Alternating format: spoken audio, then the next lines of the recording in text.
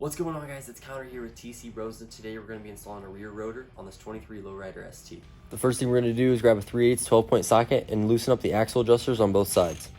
Then you can grab an 1 1/8 socket and remove your axle bolt.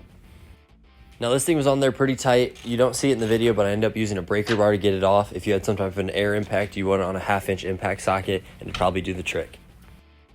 Once you get the axle out of there, the tire and rim kind of just floats around. What I was able to do is work the belt off by moving the tire and rim to the left. I was going to try and do this without having to remove the exhaust, however, I was unsuccessful, so what I ended up doing was removing the multiple bolts that are holding the exhaust on. They are two-piece, so you don't have to remove them all the way off, which was pretty nice, but I did have to take them off to get to the bolts and nuts that I needed to get to. First order of business is removing the heat shields. I was able to use a flathead screwdriver to remove these off. Once you get those off, a singular 9/16 bolt holds the two-piece exhaust together, so I was able to remove that and then pop the exhaust off.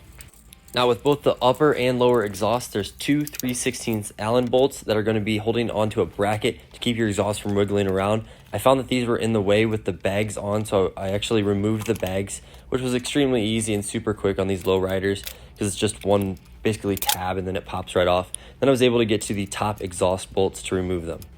You'll see the location of the two 3/16 Allen that I'm talking about right here. Once you have those removed, then you can go ahead and pop your top exhaust off. When you go to remove the rim and tire, there is going to be some ABS sensors and some brake lines that are running. You're going to want to be careful with those so you don't pinch anything off or break anything. And then you can just go ahead and drop down your tire and rim. It just takes a little bit of finessing, a little bit of working back and forth, but I was able to get this out. You want to be pretty careful on that caliper. They don't give you much room in there.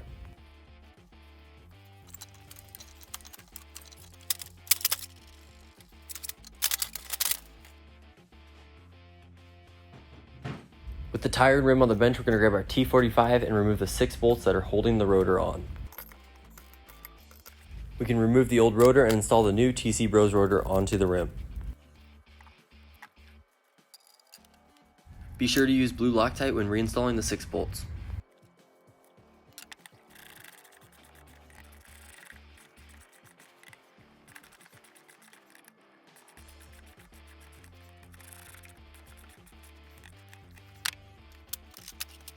Then we have to reinstall the rim and tire back into the bike. This is definitely the worst part of this entire install, just because you want to be really careful you don't scratch or tear anything up when reinstalling it.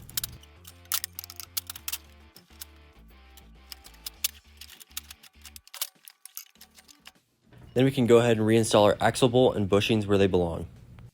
You also want to reinstall your belt onto your sprocket while the tire and rim is still loose.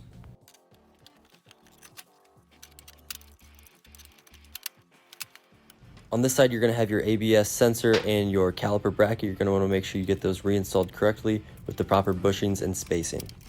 Then we can go ahead and tighten down our axle nut to the OEM manufacturer torque specs. Next, you're going to use the axle adjusters to align the wheel and set the belt tension. Once this is done, you can go ahead and tighten down your axle bolt and nut to OEM specs.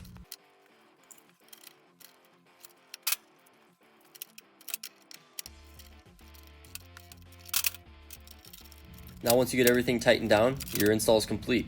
We did leave the exhaust off here in the end so that way you guys can see the rotor and everything that we did.